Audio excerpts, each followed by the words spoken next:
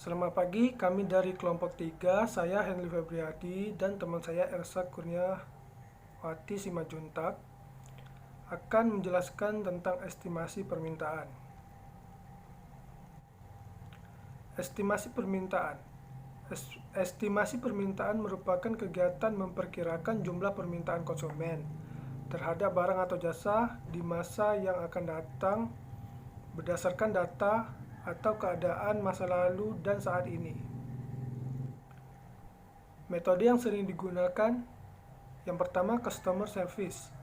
Metode yang dipakai untuk mengetahui sikap dan persepsi para pelanggan melalui wawancara secara eksklusif atau kuesioner yang sudah dipersiapkan. Yang kedua, metode observasi. Metode yang dipakai ini untuk mengetahui sikap konsumen atau pelanggan dengan pengamatan yang dilakukan oleh salesman. Yang ketiga, metode market experiment. Cara untuk menciptakan estimasi usul dengan melakukan uji coba segmen pasar tertentu. Masalah identifikasi. Kurva permintaan untuk suatu komoditas biasanya diestimasikan dari data yang ada di pasar tentang kuantitas yang dibeli dari suatu komoditas pada berbagai tingkat harga dalam jangka waktu tertentu dengan menggunakan data riset waktu atau berbagai unit konsumsi atau pasar pada satu waktu menggunakan data kerat lintang. Pengenalan terhadap analisis regresi. Salah satu cara untuk mengestimasi hubungan linear antara pengeluaran iklan perusahaan dengan penerimaan penjualan adalah dengan menggambarkan secara pandang mata suatu garis lurus dengan kemiringan positif yang saling dapat mewakili di antara titik-titik data yang ada, sehingga titik-titik data tersebut berada pada jarak yang kurang lebih sama pada kedua sisi garis.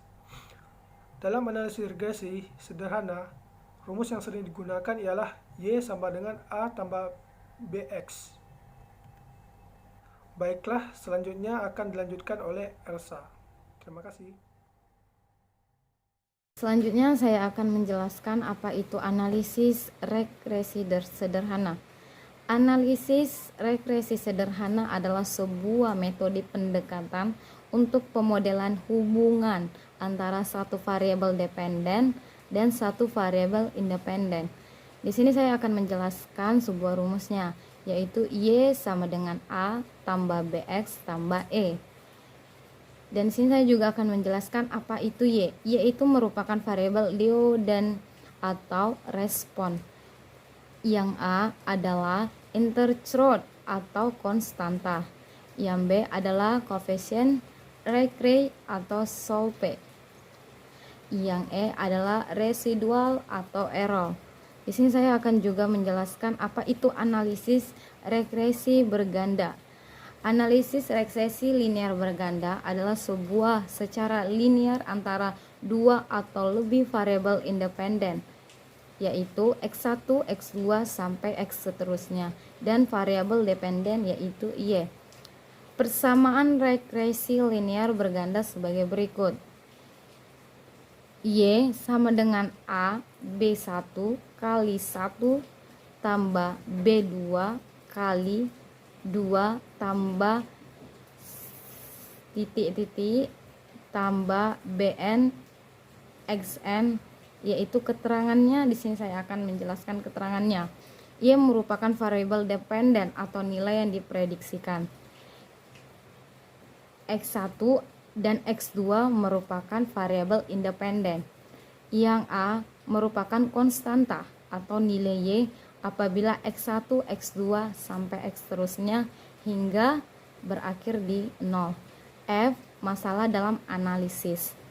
Dan di sini saya juga akan menjelaskan masalah serius analisis regresi. Masalah serius analisis regresi ini terbagi 3 bagian, yaitu multikolinearitas, heterokedasitas, dan autokolerasi.